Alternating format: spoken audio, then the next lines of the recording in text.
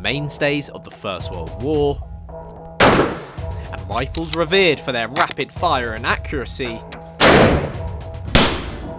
to the practical and minimalist submachine guns packing a deadly punch,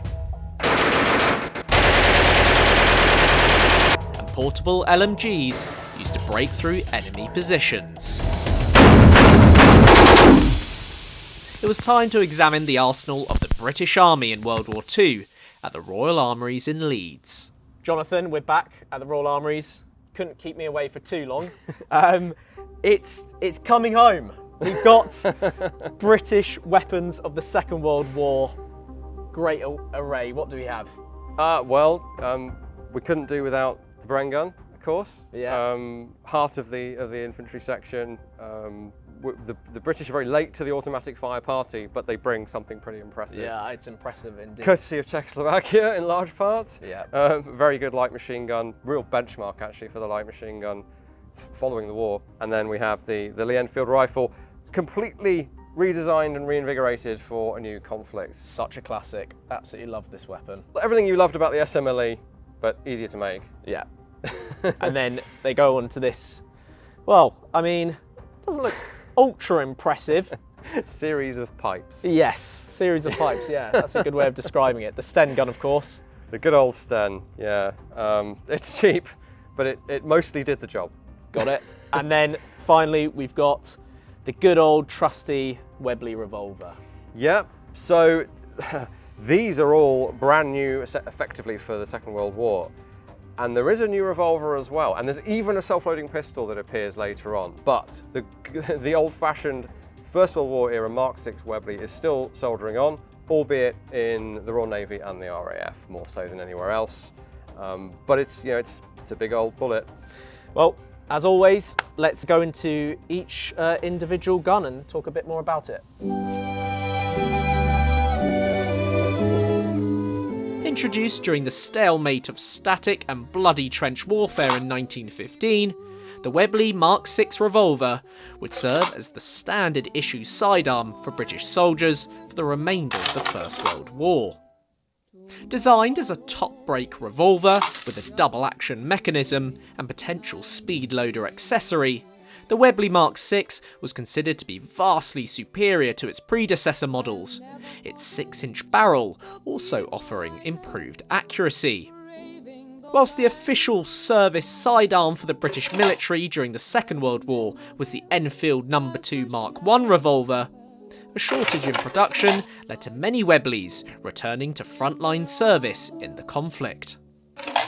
The trenches and going over the top is the first thing that I think of when I see a revolver like this. Did the British not adopt a self-loader like the other countries do?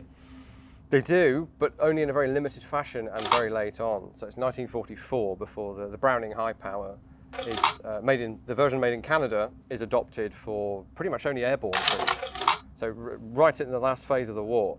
Prior to that, it's revolvers for everybody if you need a sidearm. Yeah. Why do the British have to be difficult and not just go with the flow? In part, I think it's because they've equipped. You've got a Bren gun in every section, replacing the Lewis. You've got the section leader with his submachine gun. So they feel like this is kind of very few frontline infantry have to even use a pistol of any kind. So I guess they feel like they go with the technology they know. Yeah. But they do make a change. Yes, they do, and it's important to mention as well that when we think of these revolvers, sometimes we associate them with just those cowboys and having to cock it back every time. This is double action, so. Yep, the Webleys were always double action. Yeah. In fact, the British history of revolvers starts really with self-cocking. So you pull the trigger, and the hammer comes back and flies forward. Yeah. Whereas America, especially in the West, very much obsessed with deliberate cocking it and firing it. It made for a more reliable mechanism if you were mass producing, is the reason for it. Well, they've also got this revolver next to it, the Enfield as well. How do they compare? Well, this is the thing. So I've actually chosen for you our latest Enfield-made Webley, which is interesting. Right, it's made in the Royal Small Arms Factory at Enfield, little crown on there, and it's 1925. So this kind of thing is what would still have been in service with the RAF, with the Royal Navy, into and throughout the Second World War. But, and I've got you the earliest one of, well, this version at least, that we have, 1934, and the earlier version, still with a hammer on, a usable hammer, is 1920. Is in the 1920s. So major overlap between these two. Yeah. But slightly smaller. Well, it's significantly smaller, I think. Yeah, it's like a baby version of the same. They're very similar looking, but it is actually a new design. So Enfield go from making Webleys, like copying Webleys legitimately, to copying them illegitimately. They nicked the design for the 38 caliber Webley Mark IV, and then ended up the British government ended up having to procure those from Webley. So there's a bit of intrigue going on there as well. In theory, by 1939, anyone who does need a revolver on the front lines is going to be equipped with these. But if you're on a ship or if you're in the RAF, you may well still have maybe even Mark IV Webleys and certainly Mark VIs. Well, it's an interesting backstory. Let's get into the nuts and bolts. 6 rounds, .455. Yeah, so both of these guys are still 6 rounds. It's really just saving you weight and a bit of size. They're functionally identical. You pull the trigger, it fires. Yeah. But yeah, the loading's it's going to take longer than your M1911. It certainly is. So lever on the side for both of these. Lever on the side, break it open. Any empty cases come out. If you've only fired some, only the cases will come out. It's engineered quite cleverly in that respect. And then you have to, by this era, probably single loading 6 rounds, snap it back together, and you either pull through or you deliberately aim. Yeah. And you get quite a nice trigger pull there on single action mode. There'll be blue. Despite its smooth trigger pull when aiming in single action mode, the Webley's relatively long reload process certainly dated the gun in comparison to the magazine-fed semi-automatic pistols of the era. Nonetheless, with a considerably larger barrel diameter, the impressive stopping power of the revolver made it a favoured sidearm to the standard issue Enfield. How does it compare in terms of stopping power? Well, this is the interesting thing with both of these remaining in service, not quite alongside each other, but at the same time, is that this thing is pretty weak. It's the 38 Smith & Wesson cartridge, which is not, like, you would not want to carry that as a policeman on the streets these days, put it that way. And yet officers, vehicle drivers, people like that are having to rely upon it. In a way, if you're in the RAF or the Royal Navy and have a revolver, you're kind of better off. You're less likely to need to use it. Yeah. But you have a massive diameter, heavy bullet there. They're both traveling very slowly, so they're not doing a great amount of penetration, but the hole it puts through you is very clearly a lot bigger. It could knock with you the back. older gun. Yeah. It wouldn't physically knock you back, but psychologically there is something about getting struck with a more massive bullet. Interesting, And okay. it makes that larger hole, more bleeding, not nice to think about, but that's what puts people on the ground. Well, Jonathan, if I had to ask you, and it's very unfair of me to do this, but if you'd prefer to take one of these into combat or your Colt, I'm assuming you're going to go for the Colt instead? I mean, unpatriotic? Well, I might try and split the difference and go for a 1944 Para Browning high power, which gives me 13 rounds of 9mm. Okay, all right. Which, braced for it in the comments section, is even better than a 1911. I certainly wouldn't prioritise either of these. I'd rather have a Luger, quite frankly, than either of these. I'm so sorry. No, it's fine, it's fine. Well, enough chit chat. Let's get to the range and see how this thing performs. Yep, let's do it. So this is a little bit vintage by World War II. Yeah. Or Second World War, as we would say, but nonetheless does the job. We've got to take into account that this is quite a lengthy process compared to the magazine. Certainly in the First World War, officers would have a speed loader, and it's just, you bang it on, all 6 go in. By this point, anyone that's still using it, I'd be surprised if they're getting hold of speed loaders, so it is a little bit more laborious than inserting a magazine. And you're going to go for the 2 hands or the 1 hand? I'm going to go old school, like they would have, as they would have done. Back in the day, 1-hander? 1 hand. Right. Yep. In your own time, Jonathan. Top target. See how we do. So that is single action, so cocking it first. Yep.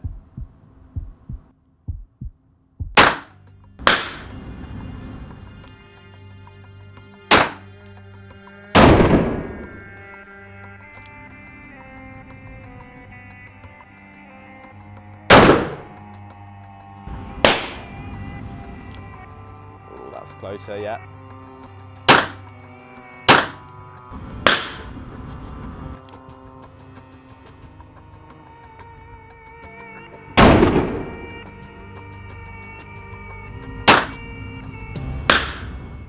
And the last shot, we will pull through on the trigger.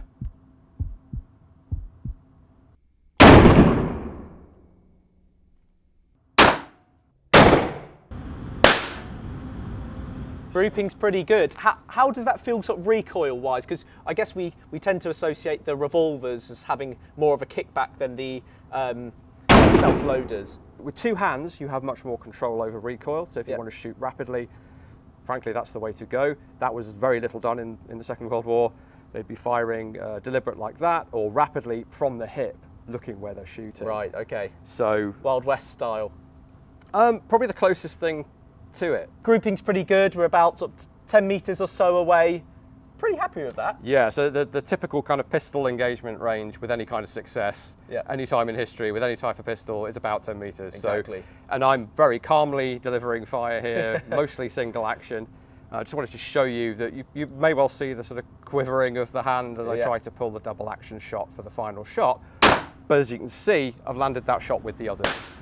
So for a military, mass-produced, standard issue military handgun, it's really not that bad. It's just quite big and heavy, which of course is why we see the smaller revolver, or revolver pistol as we would call it in Britain, supplanting this. Certainly the army is already equipped with it by the Second World War. Another weapon with a lineage that can be traced back to the late 19th century conflicts in Britain's colonies, the No. 4 Mark I Lee-Enfield would become the new and improved bolt-action rifle issued to British infantrymen during the latter half of the Second World War. Introduced in 1941, the weapon was built upon the legacy of its earlier models, specifically designed to meet the demands of an ever-changing style of warfare. With a 10-round .303 detachable magazine and robust bolt-action mechanism allowing for rapid cycling, the No. 4 Lee-Enfield enabled trained riflemen to achieve an impressive rate of fire, a hallmark of British infantry tactics since the First World War. Jonathan, the Lee-Enfield, I've almost run out of words to describe this weapon. It's just an absolute classic. For those who don't know, what's the backstory behind this? Well, the backstory behind this one is that Britain wanted a new service rifle, but having tried all sorts of self-loading rifles, including in 1939 an M1 Garand, they didn't want one. So they wanted all they wanted, it's like comfort food in the form of a gun. They wanted to keep nearly all of the ergonomics, the accuracy, the short length, the relatively low weight that they had with the SMLE, but they wanted something brand new, primarily to make it cheaper, so you can make it more quickly and more economically. But also, it wasn't like the Sten getting cheaper over time. It was also quality of life improvements, if you like, which we can get into. But the main kind of giveaway is actually this bit. So if anyone's confused, SMLE, this often gets called an SMLE. It's not an SMLE. Don't call it that. And you can tell because it has this whacking great bit of barrel and sight protector sticking out the front. Don't call it an SMLE. Absolutely not, no. And what is it about the British that you mentioned earlier that they have the option of maybe going to the M1 Garand and they decide not to? What is it that they feel, despite all these new technologies coming in, other countries, even like you said, the USSR, the United States, they're all adopting semi-automatic. Why do they think that the bolt action will still do the job? So a number of the major combatants in the Second World War had, at least in limited numbers, a service self-loading rifle, semi-automatic rifle. The British just took, so the Garand they got in 1939 for testing, this was already under development. They had already decided, the decision was made, they weren't going to go back on that. But they were prepared to look at what might come next. Having adopted a self-loading rifle in 1918, would you believe, and then cancelling the order immediately, so very forward-thinking and then immediately not. We end up with the SMLE, and we must remember the SMLE saw service throughout the war, especially in the Middle East, North Africa theatres. It's around throughout. So if your ancestor fought in the war, look up where they were, because that will dictate where it was. Also time. So from 1939 to 1941, there were no significant numbers of this in service. It would have been an SMLE. But once this thing comes into mass production in 1941, it's the new standard. Yeah, and we must mention that compared to other bolt actions, the Car 98 or the Mosin as well, this is, you could call it superior in the sense that it holds more rounds as well. So you've got 10 rounds in the chamber. Again, that's a decision made back in, well, way back when, in 1888. Initially 8 rounds with the Metford and then 10. So the British always wanted high capacity, and speed of action as well is the other thing. Of course, that's very the other thing I was fast. going to mention. Yeah, that you can use that bolt whilst you're aiming down the sights. So there is a side story here where the British go for a completely different. They throw all this out the window and go for much more of a target accuracy orientated rifle with different sights and a less slick action, aping the Mauser more, and only a 5-round mag. But the First World War puts paid to that, and they stick with the SMLE. And then this is the next service rifle, rifle number 4. So we've gone to a new numbering system, number and mark, and the old SMLE becomes rifle number 1. So it's still actually number 1, but not really, because this is the real, the new technology, but very conservative, and it's rifle number 4. Used in nearly every theatre of the Second World War, the No. 4 Enfield was a refined version of its SMLE predecessor. A simplified design to ease mass production, a heavier barrel for improved accuracy, and numerous other technological improvements. If you were to put a Lee-Enfield that was used in the trenches in comparison to this, might look fairly similar, but it's pretty different. Similar overall, different in every detail. Every part on this is new. They're just economising, but without sacrificing quality. At least initially. There is a 2-groove barrel version of this that's an economy version where it's just enough grooves to spin the bullet, essentially. And they have to make economies on the sights as well, because they can't make enough of those. Yes, and you can see here, in terms of the sights, it's got a couple of options as well, hasn't it? Yes, so the bottleneck in production led to the first rifles coming into service only having what I think we're going to have you use, the battle sight. So if you've cross-trained on the Bren and the Sten, just a big old aperture at the back, that's probably quite convenient. But you would also be trained on rifles that had the full micrometer adjustable, almost target sight. So they do go back to that idea of target-orientated shooting, firing over. a sight at the back and a sight right at the front. The maximum distance makes it really accurate, because otherwise the SMLE was all about snap shooting. You see a running target, you bring it up, you shoot. The sights are almost like an AK. And you see this a bit on the Mosin, Russian Mosin as well. The sights are like halfway down the gun, halfway down the rifle. So the slightest amount of movement translates to a miss.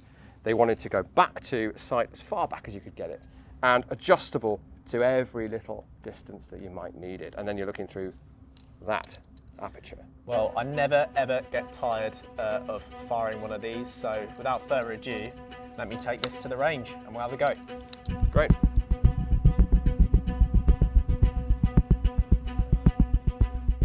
Okay, Jonathan, I've got the Lee-Enfield in hand. We're going to load 10 rounds because we can. Might feel a little bit weighty, but the Lee-Enfield's not a particularly heavy rifle. No, I think, well, it's relatively short. What would add a little bit of weight is, of course, carrying 5 extra rounds on the gun, but you've got to carry those rounds anyway.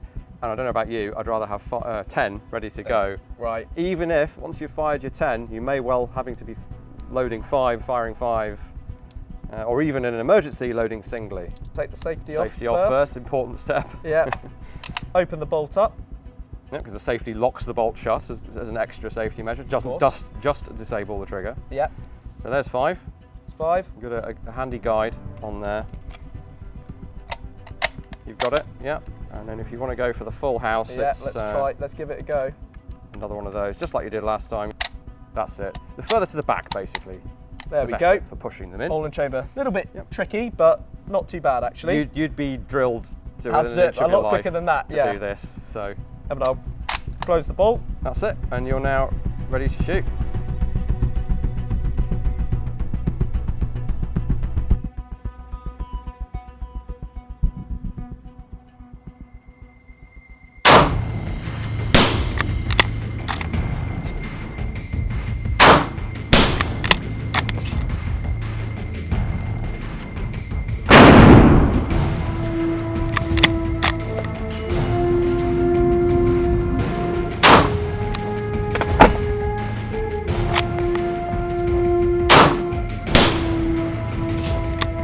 So about now, I'm already feeling like starting to get a little bit heavy trying to maintain this fire. You let me know how close I'm getting or if I'm way off it.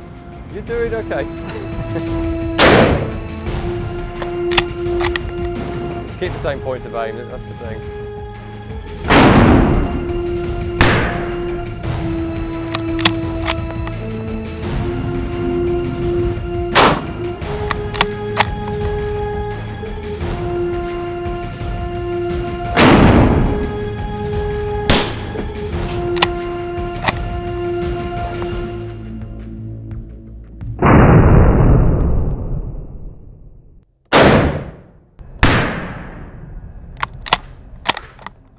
Well, I certainly felt towards the end, especially the left arm, my arm's hurting a little bit. It's tough to maintain that sort of accurate fire at that pace with 10 rounds. I mean, in reality, you wouldn't want to be standing up in the face of the enemy for more than a quick snapshot and then back down into cover. So, you know, you could be reassured that if you're feeling a bit fatigued doing that, that's quite normal, really. You've still got quite a bit of a lever there, and it gets a little bit tiring. Looking at the target, I'll take that. Let's move on to something a little smaller. Yep. The scale of the Second World War compelled firearm manufacturers and designers to constantly look for ways to improve their weapons, while simultaneously reducing production costs. Facing a critical shortage of arms, especially in the submachine gun department, with many weapons lost to the Germans at Dunkirk, a cost-effective solution was provided in 1941 by Major Reginald V. Shepherd and Harold J. Turpin. Its name derived from the initials of its creators and the Enfield small arms factory. The Sten gun would go on to equip a significant number of Allied soldiers, as well as resistance fighters across Europe. Always a pleasure firing the Lee-Enfield, but we move on from what I would call a sleek, lovely looking gun to a less sleek, brutalist type. Sorry, that's being harsh, but it's the Sten gun. Angry tube, as the Americans like to call it. Yeah. So if you think like immediately pre-war, your infantry section leader, all you've got is that little 38 revolver. Not ideal. Well, luckily, pretty soon war breaks out and you get yourself a Thompson. You know, suddenly you're a gangster. You know, and the guys, they saw all the gangster movies and they literally called that a gangster gun. Well, a lot of them increasingly had to turn those in and replace them with this. So purely from an aesthetic but also an ergonomic point of view, I mean, where do you even put your hands? Yeah, I can imagine that, they've taken a similar step to the Americans when they go to the grease gun. I mean, it looks almost like the MP40, doesn't it? But just with the magazine at the side. There is actually, they're related, they're distantly related.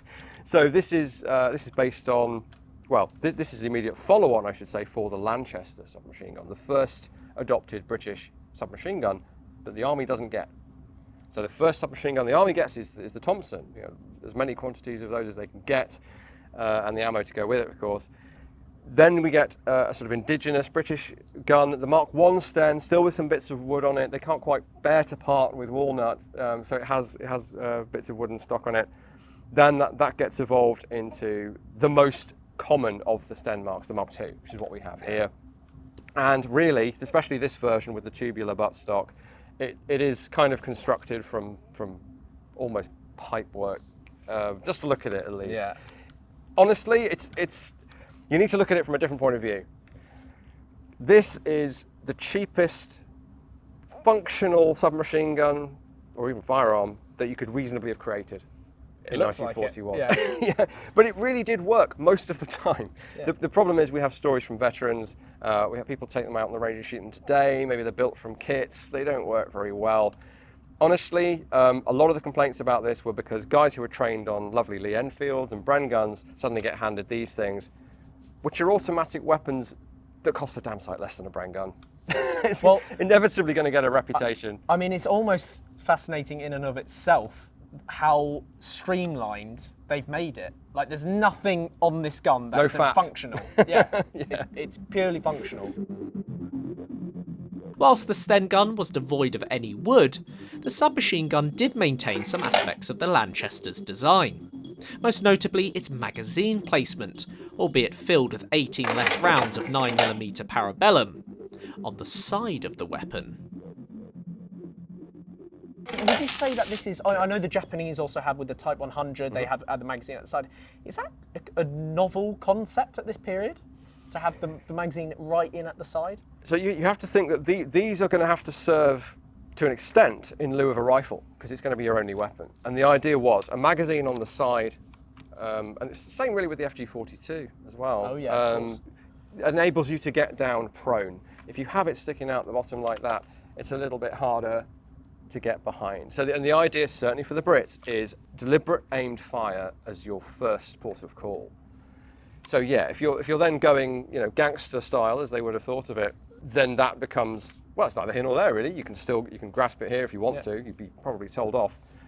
It still works just as well. It's not the hindrance people think it is. No, and it makes it easier to reload as well, I'm assuming.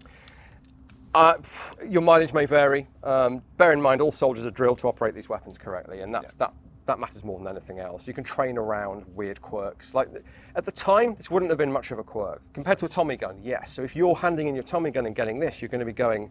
Your muscle memory will be down here. Yeah. Everyone else, if you've just joined the war, that's fine. It's absolutely fine. So they obviously trim a lot of the fat off as well. So it's now purely metal.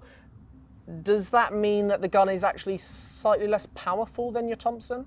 The time and love and care spent on the Thompson means that it's pound for pound more reliable, if you like. You are nearing the edge, the sort of ragged edge of serviceably reliable, which means if a minority of soldiers are going to have issues, and if this thing goes click not bang on you, you're going to hate it forever.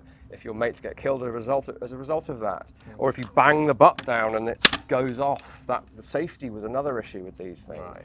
All of those become problematic, but it doesn't take away from 32 rounds in the magazine, 600 rounds per minute, just as good as most other submachine guns, and that good old German 9mm Luger cartridge that really gets the job done.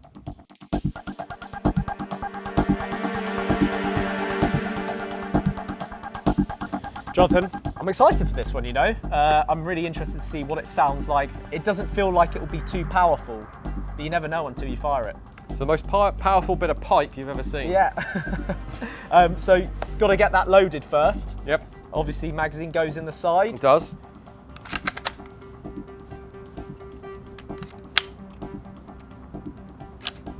It's actually a very smooth loading process, isn't it? It's pretty good, and it's what they're used to. Yeah. If you're trained on this weapon, you probably you've never known any different. Yeah, and you're holding it pretty close to the end of the barrel. Well, this is the handguard, believe it or not. So, main thing is to not get your little finger in the way. Never mind you getting hurt, but it might stop the gun. So this is how you hold it. You don't hold it like this. You don't hold it like this, although some, I believe, did. And you definitely don't hold it out here. Yeah. Up here. Got it. After you, single shots on the bottom target. Yep. And we'll do some bursts.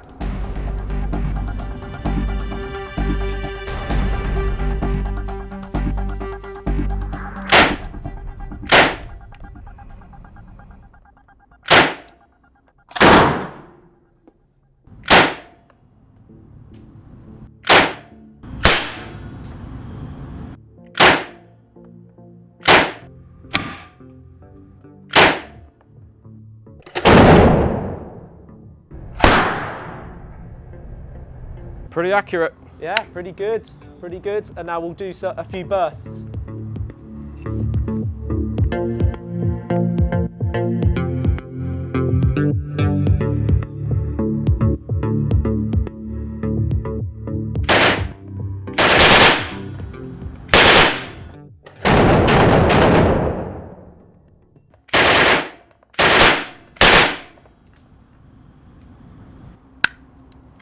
Yeah, I take back what I said about it not being very powerful.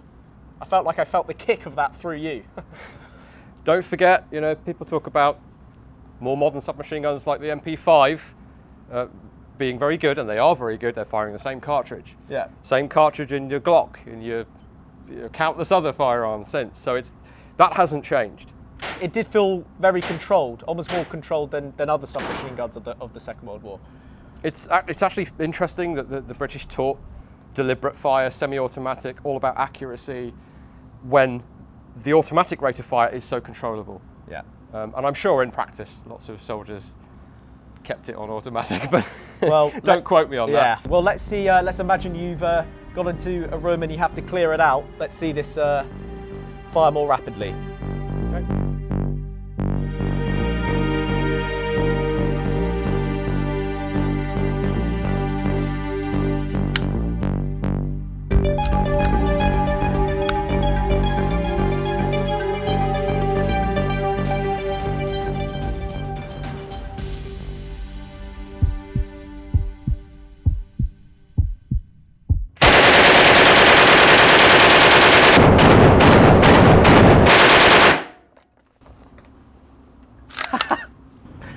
Well, I wasn't expecting that.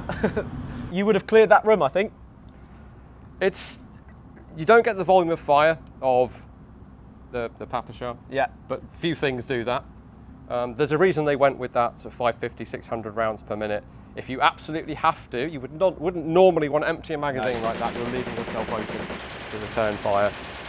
But if you're in fear for your life, you know, it will put all those rounds at this short distance of what, 6 meters or so, in a fairly small space. Yeah, fairly controlled group actually. And once you're into it, you're sort of along for the ride and you know, holding on. It does the job.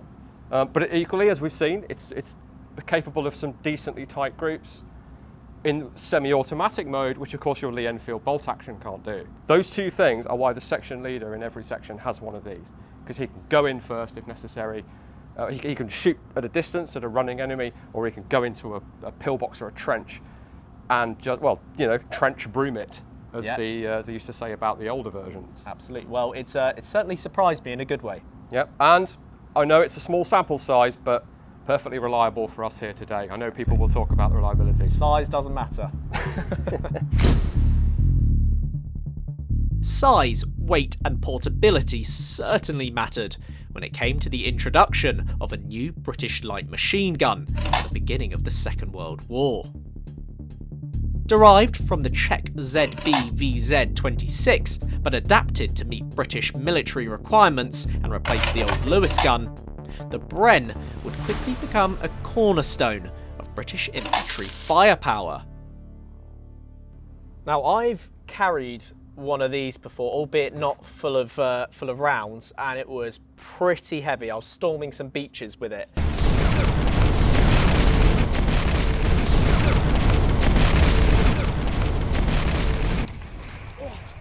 But As you this, do. yeah, as you do. But this comes about from a collaboration of two gun manufacturers, almost. It does, yeah, it's in the name. Bren, Brno, Czechoslovakia, major arms design and manufacture facility at Brno, and Enfield, the Royal Small Arms Factory, located in Enfield. So the two get smashed together as Bren. And it's such an iconic name that CZ, the modern version of the company that made the original version of this, still use the name for a completely different gun. But it's so in the popular consciousness that it's still relevant today as a name.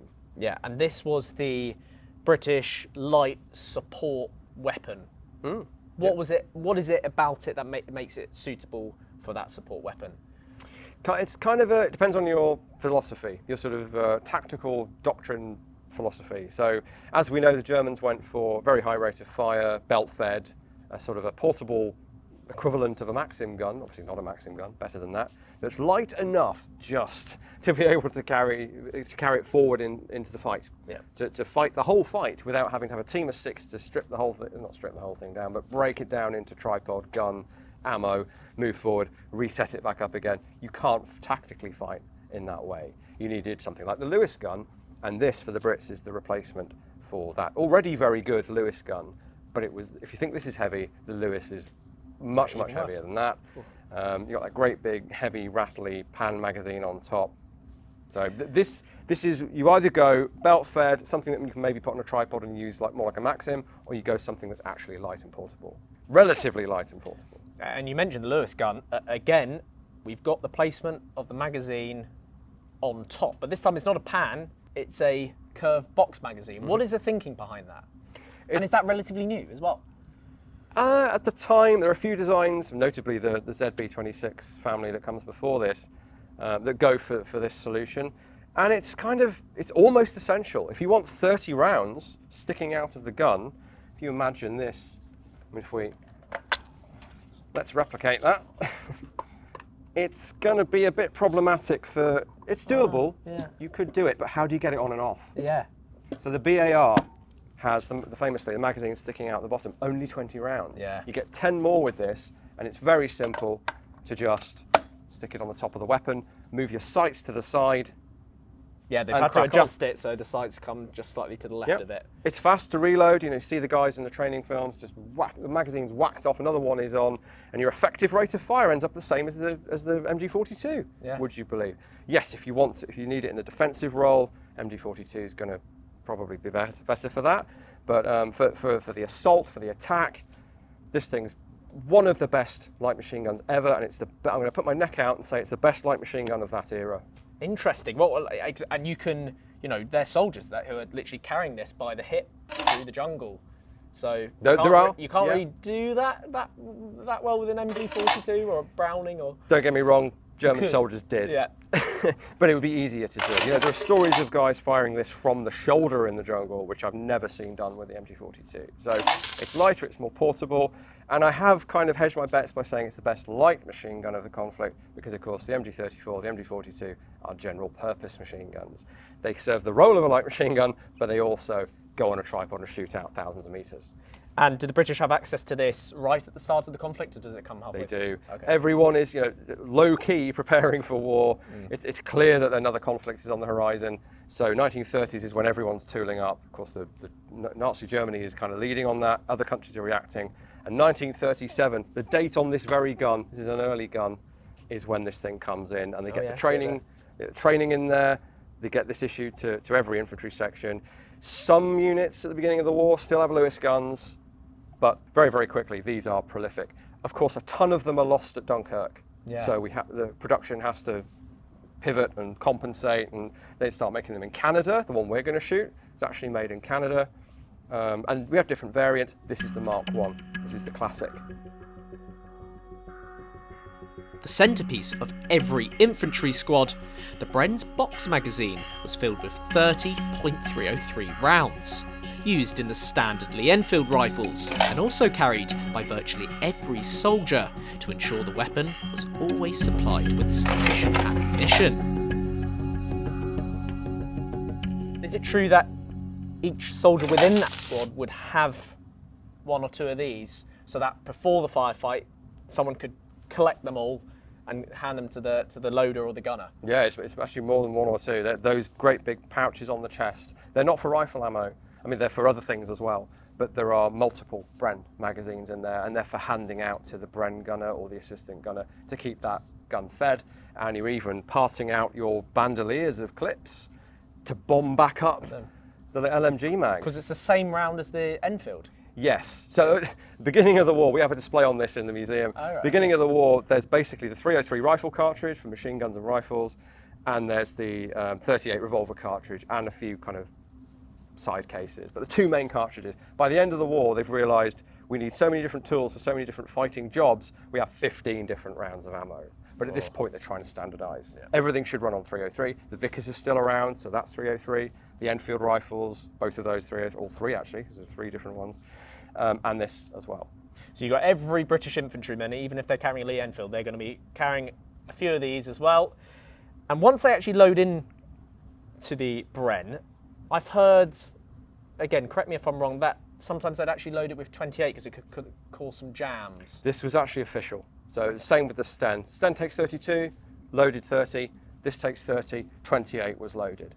Now, I think personally, with the benefit of hindsight, that probably wasn't necessary. A similar thing happens with the AR-15, with the M16. Mags were being loaded down by 2 rounds. Now, that's to do with how that weapon works. For this, especially with the sort of gravity assist that the spring gets, I don't personally think it was very necessary, but it might have saved a few difficult moments where you get a stoppage. I was going to ask what LMG would be your preference if you had to choose between all of the nations, but you've kind of already answered it. You're going to go with this over an MG 42, a Browning Type 99. Well, if we're just talking LMG, definitely this. If we're including the GPMGs, I'm not that strong. I'm not that fit. I'm not a soldier, so I'm still going to take this over an MG42 because I might be able to run it and actually have an effect. I'd be hopeless with an MG42. Well, without further ado, let's take this final weapon onto the range and have some shots at the target. Great.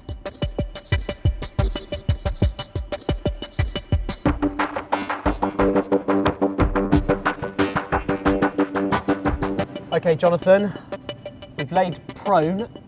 That would have been how they ideally would have been shooting at this, and you've got the bipod as well to help you aim, help keep it steady. Ideally, yes, but the whole point of the Bren versus the Vickers, heavy machine gun, or medium machine gun if you like, was that you would move forward. In the assault, in the attack, you're expected to keep moving. And of course you'd be going prone again, putting the gun down, settling in and firing shots in support of the other half of your section. But when you get to that, whatever that point is, pillbox, top of a hill, whatever, you might well be firing this thing from the hip. From the hip, absolutely did fire them from the hip, especially in the jungle, where it was the best thing the British had. Well, here's your magazine. Okay.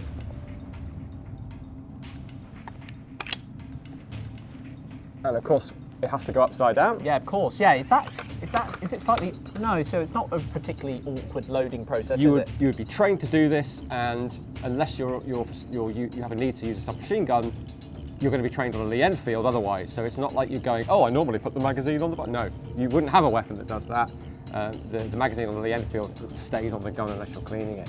So you wouldn't have any problem. And everyone in the section, they're not just carrying ammo for the Bren, they are all trained on the Bren. So if the Bren gunner goes down, someone else picks it up. We'll see what we can do with a few shots semi, and then we'll do bursts.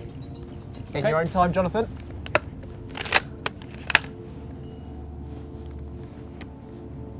And you should see that this moves relatively little.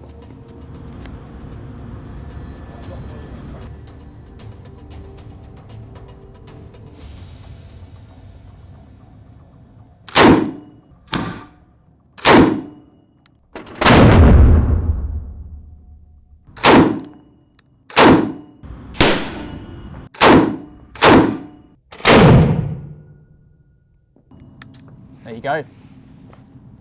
So I can see there, yeah, pretty accurate. I can see what you mean. It's not bad. Well, let's imagine enemy infantry coming in. We're going to have to fire a little bit quicker. Yep. Let's change that to automatic. Yep. So we have safe in the middle there, repetition, which we were just using, and we're now on automatic. Got it. Fire away.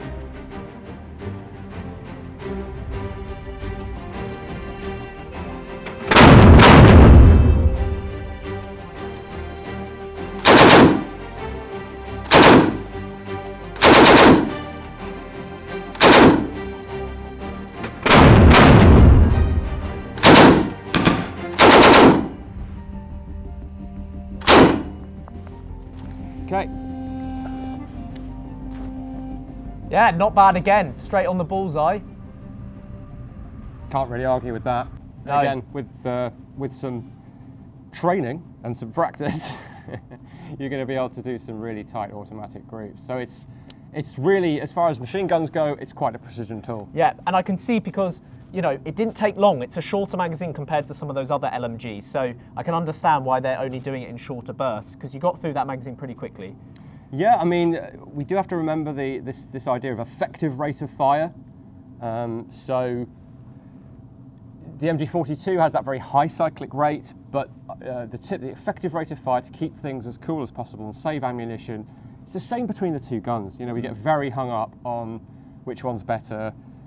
Long term, maybe the MG42 proved that the belt-fed GPMG was the way forward, but there was absolutely nothing wrong with the Bren, and they had a similar effective rate of fire. No consolation to you if you're the one receiving 1,200 rounds per minute, 1,300 rounds per minute. Absolutely. But 600 does the job. Yeah.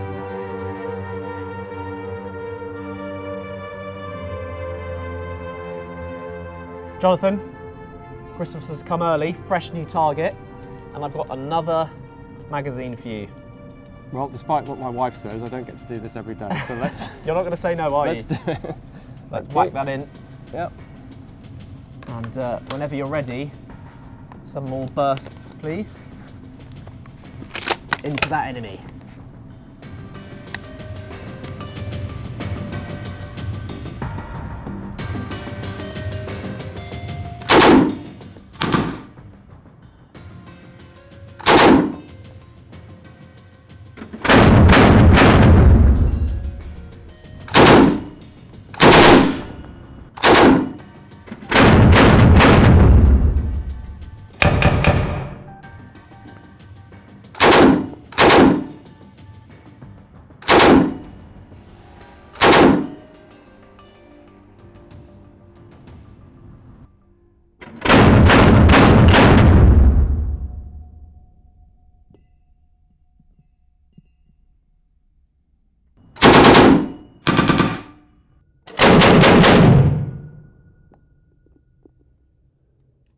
There we go. A little bit of smoke out the end of the barrel. Yep. How did that feel? Yeah, pretty good. I think I'd have a good degree of confidence if I was the Bren gunner, albeit I think I might need to hit the gym. Me too. Well, good old British steel. Check ingenuity. Check ingenuity, British yes. steel. Love it, love it. I hope you enjoyed this episode of Weapons of World War II. Please remember to like, subscribe and comment before checking out all of my other videos firing weapons with Jonathan. Stay tuned for our return to the armories next year, where we'll be getting hands-on with even more weapons from our past.